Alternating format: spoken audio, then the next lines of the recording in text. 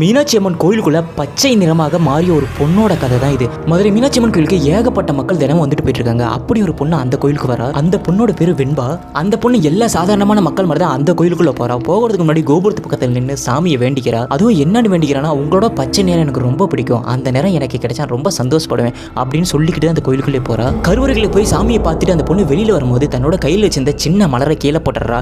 கீழே போட்ட பிறகு அதை எடுக்க ட்ரை பண்றா. அப்ப கீழே குனியும் போது அவளோட முதுகு அப்படியே பிடிச்சிக்குது. ஆனா கொஞ்சம் நேரம் ஆக ஆக அந்த பொண்ணோட தோல் எல்லாமே பச்சை நிறத்தில் மாற ஆரம்பிச்சது. அப்போ அந்த பொண்ணு வழி தாங்க முடியாத பக்கத்தில் இருக்கிற சுற்றுச்சுவரில் போய் சாஞ்சி கீழே உட்கார்றா. அப்போ அந்த பொண்ணை கிராஸ் பண்ணி போகிறவங்க எல்லாமே இந்த பொண்ணு மீனாட்சி அம்மனோட வேஷத்தை போட்டிருக்காங்க அப்படின்னு நினச்சிக்கிட்டு தான் கிராஸ் பண்ணி போயிருக்காங்க. அந்த தோல் அப்படியே பச்சை நிறத்தில் ஜொலிக்கவும் ஆரம்பிச்சது. அந்த பொண்ணு அம்மா அப்படின்னு கத்தலாம். அப்போ அந்த கருவறைக்குள்ள இந்த மீனாட்சி அம்மனோட சிலை கண்ணை சிமிட்டுறதை அங்கிருந்த ஒரு பூசாரி மட்டும் பார்த்துருக்காரு. அப்போ அந்த பொண்ணு வழி தாங்க முடியாமல் அங்கேயே மயங்கி விழுந்துட்டா. அப்போ அங்கிருந்த மக்களும் சேர்ந்து அந்த பொண்ணை தூக்கி தண்ணி தெளிச்சிருக்காங்க. அப்போ அந்த பொண்ணோட பச்சை நிறம் அப்படியே கொஞ்சம் கொஞ்சமாக மாறி தன்னோட நார்மல் நேரத்துக்கு வந்திருக்கு. ஆனால் அந்த பொண்ணோட மனசில் ஒரே ஒரு கேள்வி தான் இருந்தது, இது நமக்கு கிடைச்சது வரமா இல்லை வேதனையான்னு.